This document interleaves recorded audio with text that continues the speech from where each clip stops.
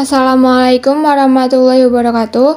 Saya Pramudita Nur Alfiona dengan NIM B2C021026, Prodi S1 Pendidikan Kimia, Fakultas Matematika dan Ilmu Pengetahuan Alam, Universitas Muhammadiyah Semarang. Saya akan memaparkan materi tentang hal perusak tauhid, yaitu syirik dan akhlak atau etika zaman modern saat ini. Submateri pada syirik yang pertama yaitu pengertian, yang kedua jenis-jenis, dan yang ketiga bentuk-bentuk. Submateri pada akhlak atau etika zaman modern yang pertama yaitu pengertian, yang kedua yaitu contoh, dan yang ketiga yaitu faktor penyebab. Pengertian syirik. Menurut Kamus Besar Bahasa Indonesia, pengertian syirik adalah penyekutuan Allah Subhanahu wa Ta'ala dengan yang lain. Menurut Muhammad bin Ibrahim bin Abdullah At-Tuwaijiri, pengertian syirik adalah menyekutukan Allah Subhanahu wa Ta'ala dalam rububiyahnya, uluhiyahnya, asma atau nama-nama dan sifatnya atau salah satunya. Jenis-jenis syirik. Dalam surah An-Nisa ayat 48 dijelaskan bahwa pembagian syirik dibagikan kepada 6 macam, yaitu yang pertama syirik al-istiqlal, yaitu menetapkan pendirian bahwa Tuhan itu ada dua dan keduanya bebas bertindak sendiri-sendiri, seperti syiriknya orang Majusi atau penyembah api. Menurut mereka, Tuhan itu dua. Pertama, Ahura Mazda, Tuhan dari segala kebaikan, dan Ahriman, Tuhan dari segala kejahatan. Yang kedua yaitu syirik at-tab'id, yaitu menyusun Tuhan terdiri dari beberapa Tuhan, sebagai syiriknya orang Nasrani. Yang ketiga yaitu syirik at-taqrib, yaitu beribadat, memuja kepada yang selain Allah Subhanahu wa Ta'ala untuk mendekatkan diri kepada Allah Subhanahu wa Ta'ala, sebagaimana syiriknya orang jahiliyah zaman dahulu. Yang keempat yaitu syirik at-taqlid, yaitu memuja, beribadat kepada yang selain Allah Subhanahu wa Ta'ala karena taklid atau turut-turutan kepada orang lain. Yang kelima yaitu syirik al-asbab, yaitu menyandarkan pengaruh kepada sebab-sebab yang biasa, sebagaimana syiriknya orang-orang ahli filsafat dan penganut paham naturalis.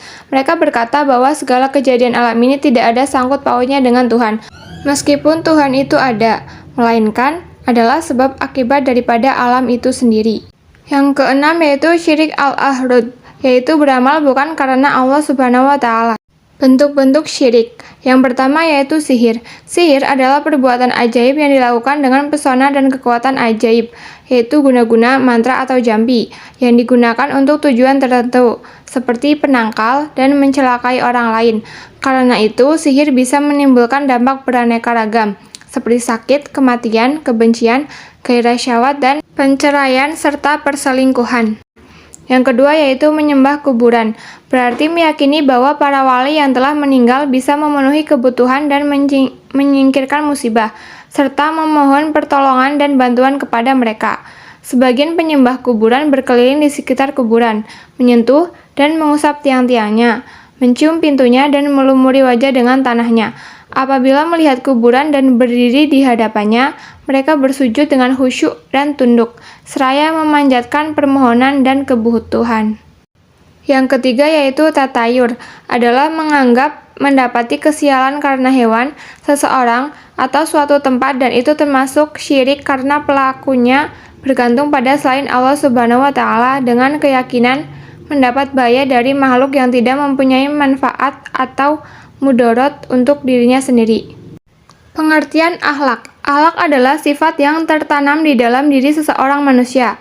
Akhlak bisa mengeluarkan sesuatu dengan senang dan mudah tanpa adanya suatu pemikiran dan paksaan.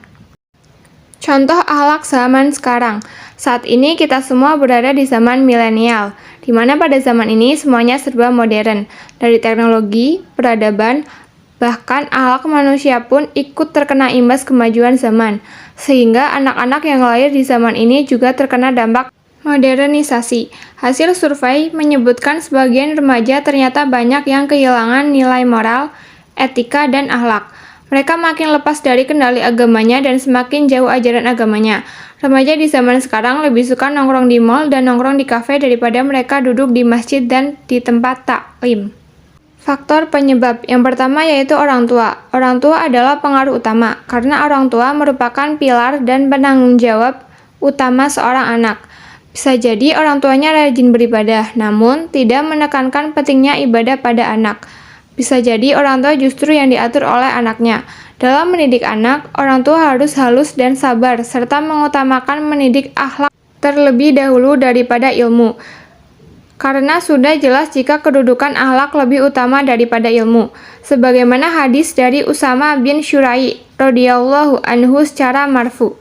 Ahabbu ibadillahi ilallahi ahsanuhum khuluqa. Yang artinya hamba-hamba Allah yang paling dicintai oleh Allah adalah orang yang paling baik akhlaknya di antara mereka. Yang kedua yaitu pergaulan bebas yang buruk.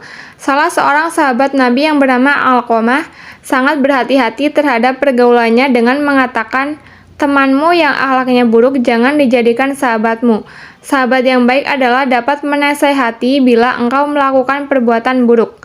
Bahkan dikatakan bahwa jika ada musuh yang bisa mendekatkanmu kepada Allah, maka hal itu lebih baik daripada teman akrab yang menjauhkan kamu dari Allah. Rasulullah Shallallahu Alaihi Wasallam mengingatkan dengan mengatakan, agama yang dianut oleh seseorang dapat dilihat dari agama yang dianut oleh teman pergaulannya. Sifat buruk seseorang dapat dicontoh oleh teman sepermainannya. Hadis riwayat Abu Daud. Yang ketiga yaitu akibat dari buku bacaan, tontonan, dan pengaruh pemikiran hedonisme. Kemudian, kemerosotan akhlak akibat dari buku bacaan, tontonan, dan pemikiran hedonisme sangat gampang merasuk ke dalam pergaulan generasi muda. Pergaulannya dengan teman-temannya lebih tinggi frekuensinya dibandingkan dengan pergaulan dengan orang tuanya di rumah. Ini menjadi pekerjaan yang berat bagi orang tua. Dari pergaulannya di luar rumah, ia mendapatkan buku bacaan, tontonan negatif, dan pemikiran hedonisme yang dapat mempengaruhi pemikiran, sikap, dan perilakunya. Dan yang terakhir yaitu mengenai rendahnya pendidikan generasi muda, menyebabkan rendahnya iman dan ibadah pada dirinya. Kemudian kecenderungan nafsunya tidak dapat dikendalikan lagi. Ia tidak lagi memiliki rasa malu dan rasa sabar, kecuali hanya mampu menuruti keinginannya. Sekian pemaparan materi dari saya, kurang lebihnya mohon maaf. Wassalamualaikum warahmatullahi wabarakatuh.